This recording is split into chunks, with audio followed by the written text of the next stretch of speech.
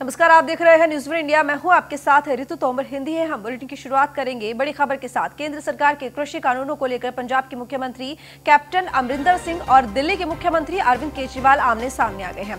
दिल्ली के सीएम अरविंद केजरीवाल ने कहा कि कैप्टन अमरिंदर सिंह के पास कृषि बिल को रोकने के लिए कई मौके आए। पंजाब के लोग पूछ रहे हैं कि उन्होंने तब इस बिल को क्यों नहीं रोका। अरविंद केजरीवाल ने आगे कहा कि केंद्र सरकार की कमेटी में कैप्टन अमरिंदर सिंह थे। कमेटी के अंदर कैप्टन अमरिंदर सिंह ने उन काले कानूनों का विरोध क्यों नहीं किया, इनको क्यों नहीं रोका। सीएम केजरीवाल ने कहा कि इस मुद्दे पर हमें राजनीति नहीं करनी चाहिए, ना होने देनी है। मैं केंद्र सरकार से मांग करता हूं कि केंद्र सरकार किसानों की मांग को माने और एमएसपी की गारंटी को लिखित में दे।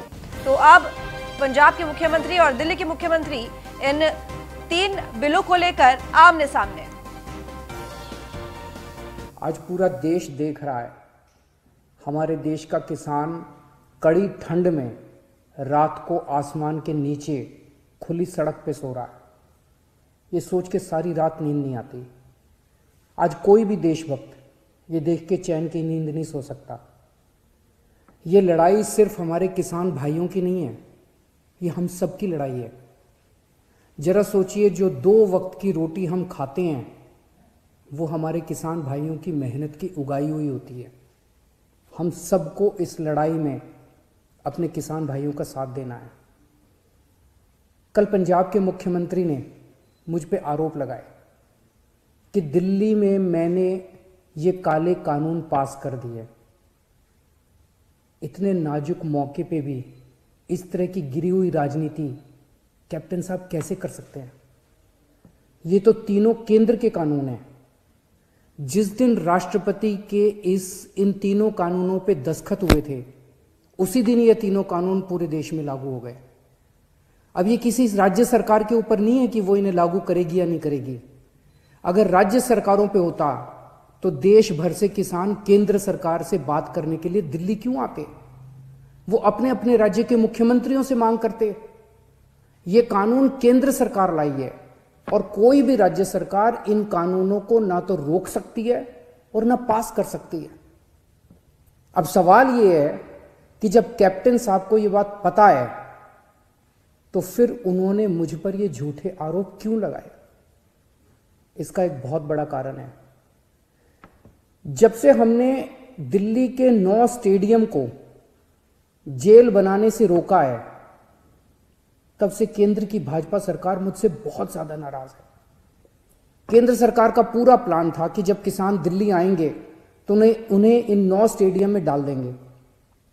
हमने स्टेडियम को जेल बनाने की इजाजत नहीं दी, तो वो लोग अब मुझसे बहुत नाराज हैं। मुझे पता है कि स्टेडियम को जेल बनाने के लिए मुझ पे कितना दबाव आया था, किस किस का फोन नहीं आया। लेकिन जिंदगी में कुछ ऐसे मौके आते हैं जब आप अपने ज़मीर की सुनते हो, नतीजे की परवाह नहीं करते। कैप्टन साहब, क्या इन्हीं लोगों का आप पे दबाव है जो आप मुझ पे झूठे आरोप लगा रहे हो, मुझे गालियां दे रहे हो, बीजेपी की बोली बोल रहे हो, बीजेपी के साथ ये दोस्ती निभा रहे हो, या कोई दबाव है क्योंकि आपके परिवार पे ईडी के केस चल रहे हैं आजकल और ईडी के नोटिस भी आ रहे हैं आजकल? कैप्टन साहब के पास ये बिल रोकने के कई मौके आए।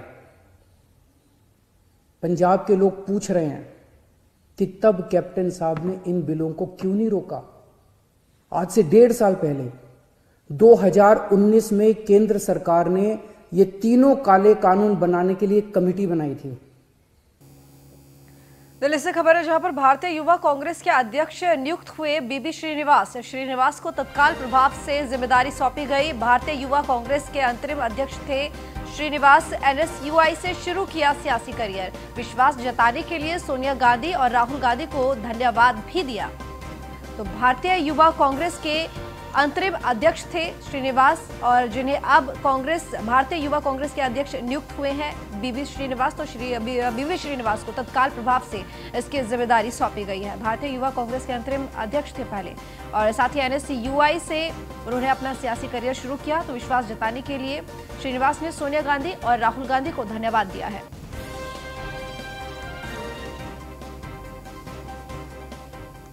मुंबई से खबर, राज्यसभा सांसद संजय राउत अस्पताल में भर्ती। मुंबई के लीलावती अस्पताल में भर्ती कराया गया है संजय राउत को। तो कल दोपहर में होगी एंजियोप्लास्टी सर्जरी। पिछले साल नवंबर में हुई थी एंजियोप्लास्टी, लेकिन फिर भी महसूस हो रही थी तकलीफ। कल डॉक्टर मैथ्यू करेंगे संजय राउत की सर्जरी। मुंबई से खबर, जहां पर राज्यसभा सांसद संजय राउत अस्पताल में भर्ती। मुंबई के लीलावती अस्पताल में उन्हें भर्ती कराया गया है। कल दोपहर में उनकी एंजियोप्लास्टी सर्जरी होगी। पिछले साल भी एंजियोप्लास्टी सर्जरी उनकी हुई थी, लेकिन फिर भी कुछ दिक्कत महसूस हो रही थी और तकलीफ की वजह से ही अब उन्हें हॉस्पिटल में भर्ती कराया गया है। तो कल डॉक्टर मैथ्यू संजय राउत की सर्जरी करेंगे।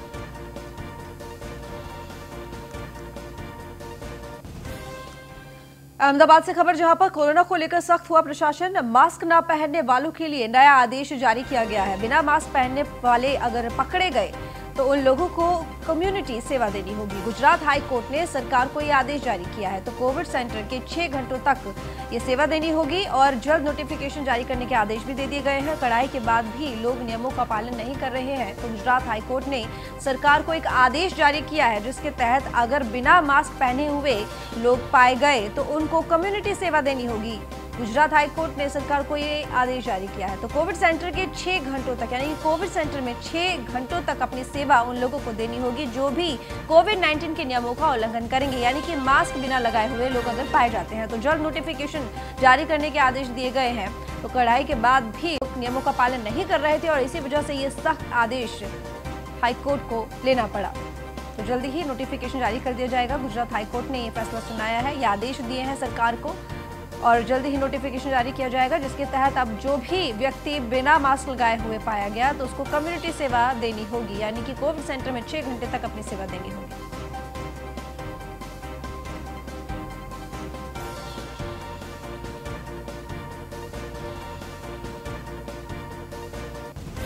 लोगों से कोविड-19 के नियमों का पालन करवाने के लिए सख्त रूप अपनाते हुए गुजरात हाईकोर्ट, जिसने एक फैसला लिया, एक आदेश दिया और साथ ही सरकार को यह आदेश दिया है कि जो भी लोग बिना मास्क के पाए जाते हैं तो ऐसे लोगों को 6 घंटे तक कोविड सेंटर में अपनी सेवा देनी होगी, यानी कि कम्युनिटी सेवा देनी होगी। तो आपको बता दें कि इसको लेकर नोटिफिकेशन भी जारी कर दिया जाएगा। तो कड़ाई से पालन कराने के लिए ही ये फैसला लिया गया है। लोग देखा गया था कि कोविड-19 के नियमों का पालन नहीं कर रहे थे और ऐसे में सख्ती से पालन कराने के लिए ये एक बड़ा फैसला, एक बड़ा कदम गुजरात हाईकोर्ट की तरफ से उठाया गया।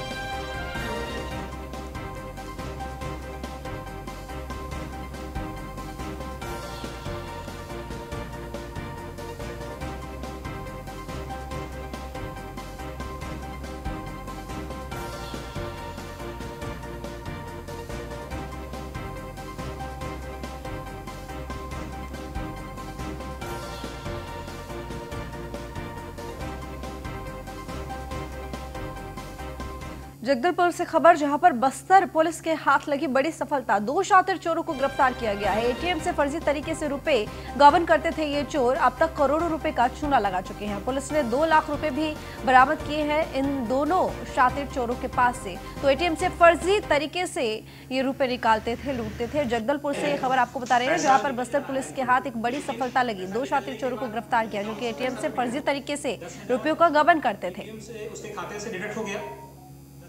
कोतवाली थाना में दिनांक 23 तारीख को एक अपराध दर्ज करवाया गया बैंक एसबीआई के द्वारा, जिसमें उनके द्वारा ये बताया गया है कि उनके जो शहर के एटीएम हैं, लालबाग, कोठारी मार्केट और अन्य एटीएम हैं, वहाँ से पैसे अकाउंट से डेबिट होने के बाद एटीएम में एरर मैसेज आ रहा था कि पैसा विथड्रॉ नहीं हुआ है, जिस कारण से शिकायत प्राप्त होने पे पैसे वापस उनको रिफ़ंड कर दिया था बैंक में, जबकि एटीएम से भी पैसा रिफ़ंड हो जा रहा था। ये लगभग 3 महीने से इस प्रकार का धोखाधड़ी हो रहा था, जिससे कि अज्ञात व्यक्तियों द्वारा लगभग 1 करोड़ 8 लाख रुपए से भी अधिक, अब तक की जानकारी में उतने से अधिक पैसे का धोखाधड़ी बैंक के साथ किया गया है। मामला गंभीर होने के कारण तत्काल additional SP Shri OP Sharma के नेतृत्व में एक टीम बनाया गया, जो टीम तत्काल साइबर सर्वेलेंस और अन्य साक्ष्यों की मदद से हम लोगों ने संदेहियों को पतासाजी शुरू कर दिया और एक विशेष टीम बनाकर अनुमति लेकर के हम लोग यूपी के जौनपुर ज़िले में वहाँ से 2 आरोपियों को हम लोगों ने तो राजनांदगांव से खबर, जहां पर मेडिकल कॉलेज में गैस रिसाव से अफरा तफरी मची। ऑक्सीजन सिलेंडर से अधिक मात्रा में गैस रिसाव से हड़कंप मचा। गैस रिसाव के चलते एक मरीज की मौत भी हो गई है। आईसीयू में भर्ती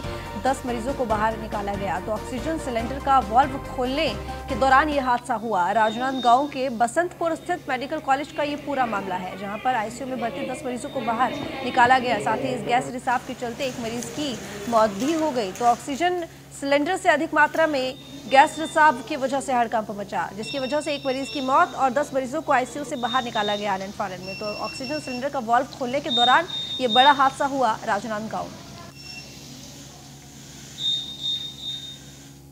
1:30 बजे की घटना है और मुझे अस्पताल चौक में मेरी ड्यूटी है। जब मुझे 1:30 बजे किसी के माध्यम से पता चला कि यहाँ पर गैस लीकेज हो गया है। यहाँ मैंने आके देखा तो बहुत सारे लोग यहाँ पर भर्ती थे, जिन्हें तत्काल बाहर किया गया और उनका इलाज चल रहा था। उस समय फायर ब्रिगेड लाकर हम लोगों ने बहुत कड़ी मशक्क़त के बाद उसको बुझाए और ये घटना स्थल में मौजूद है। ये 1:30 बजे की घटना है और मुझे अस्पताल चौक में मेरी ड्यूटी है। जब मुझे 1:30 बजे इसमें ये जो जानकारी मिली है और उसके संबंध में अभी हम जो है इसका प्रारंभिक जो सिचुएशन है कि ये घटना कैसे घटी, इसको हम अभी इंक्वायरी करके कलेक्टर साहब को प्रारंभिक जानकारी देंगे। फिर कलेक्टर साहब जैसे निर्देश करेंगे उसके आधार पर जो है जांच की जानकारी।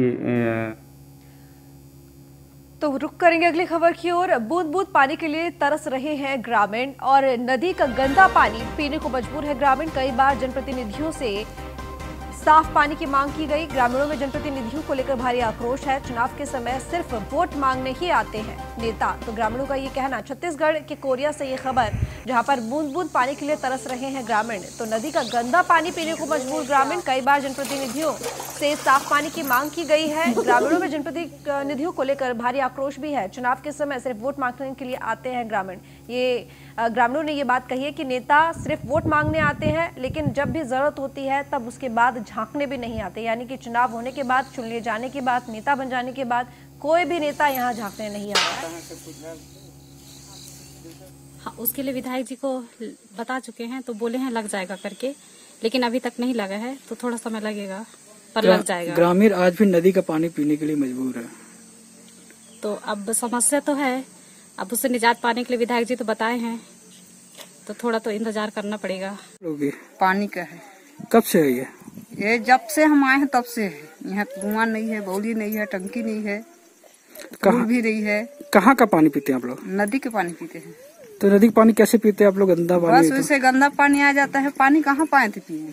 तो डर नहीं लगता बीमारी उमारी से? कुछ डर लगता है तो डॉक्टर शुरू करेंगे खबरों की ओर। एमपी के गृह मंत्री नरोत्तम मिश्रा ने किया सिंगरौली का दौरा। नरोत्तम मिश्रा ने बीजेपी कार्यकर्ताओं से मुलाकात की है। पुलिस अधिकारियों के साथ नरोत्तम मिश्रा ने समीक्षा बैठक की। पत्रकारों की हत्या मामले में गृह मंत्री नरोत्तम मिश्रा ने कहा कि मामले की जांच कराकर कार्रवाई की जाएगी और सिंगरौली से एक नई पहल की शुरुआत भी हो रही है। तो पुलिस अब घर घर जाकर एफआईआर दर्ज करेगी। तो सिंगरौली के दौरे पर गए गृह मंत्री नरोत्तम मिश्रा और साथ ही बीजेपी के कार्यकर्ताओं से मुलाकात भी की। नहीं, सरकार का तो फर्ज है, बात करना चाहिए। हम बात कर भी रहे, बातचीत भी सार्थक हो रही है जैसा बातचीत करता बता रहे। मेरी मान्यता है कि हल जो किसान है उनसे तो निकल आएगा, पर जो उकसाने का काम कर रहे हैं, जो वहाँ पहुँच गए हैं बिना बुलाए, वो व्यवधान थोड़ा कर रहे हैं। अब ये लोग ऐसे होते ही हैं। अंतर्राष्ट्रीय स्तर पर देखिए, कनाडा के प्रधानमंत्री जो कि खालिस्तानी खजांची को लेकर मुंबई आए थे 2018 में, वो उनके समर्थन में ट्वीट कर रहे हैं। अंतर्राष्ट्रीयकरण करने की कोशिश की जा रही है। नहीं, कोशिश वो किसी भी करण की कर लें, ये वही ताकतें हैं जो सीएए के धरना जो शाहीन बाग पे चल रहा था उसके पीछे थी। कमोवेश कुछ लोग उसमें से निकल के इनके पीछे होना चाहते हैं, पर मेरी मान्यता है कि हमारे देश का किसान बहुत समझदार, भीरू और मंदसौर के भानपुरा तहसील के गांव बड़ौदिया में स्कूल के अध्यापक मुकेश राठौर ने गांव के प्राथमिक विद्यालय को इस तरह बना दिया जो दूर से देखने पर हूबहू रेल के डिब्बे जैसा दिखाई देता है। मंदसौर जिले का ये पहला स्कूल है जिसमें अध्यापक की रुचि के कारण अध्यापक ने खुद के खर्चे के साथ प्रधानाध्यापक अशोक पावेचा के सहयोग से खूबसूरत रेल के डिब्बे वाला स्कूल बनाकर दिया है, जो क्षेत्र के शिक्षकों के लिए प्रेरणा लेने का भी काम करेगा।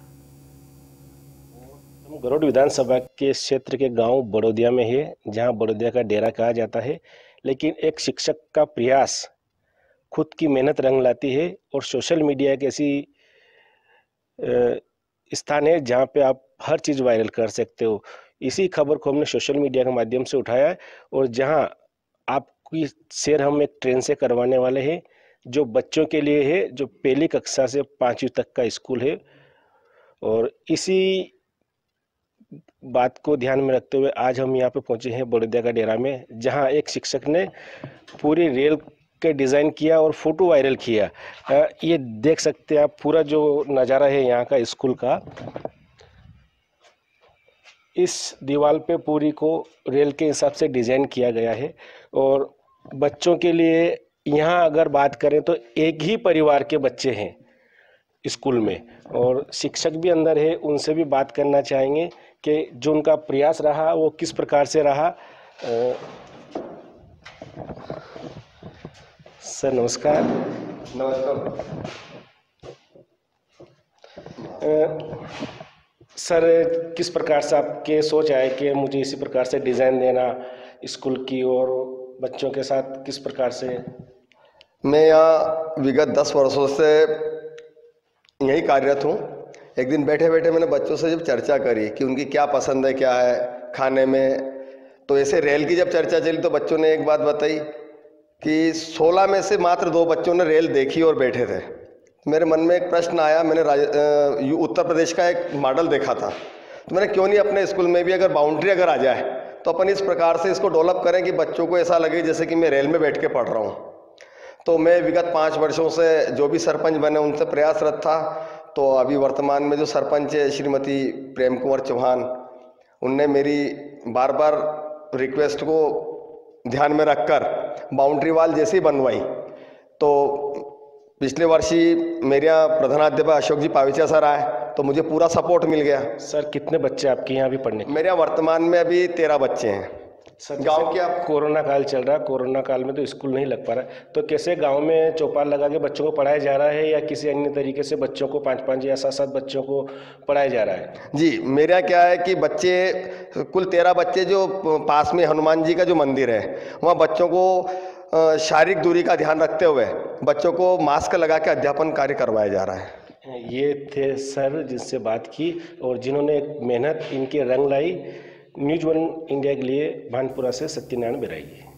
डिंडोरी से खबर, जहां पर खनिज विभाग का नया कारनामा सामने आया है। खेत में मिट्टी कार्य कर रहे किसान पर विभाग ने कार्रवाई की है। किसान ने कलेक्ट्रेट पहुंचकर कलेक्टर से शिकायत की और मुख्यमंत्री के नाम आवेदन देते हुए न्याय की मांग की है।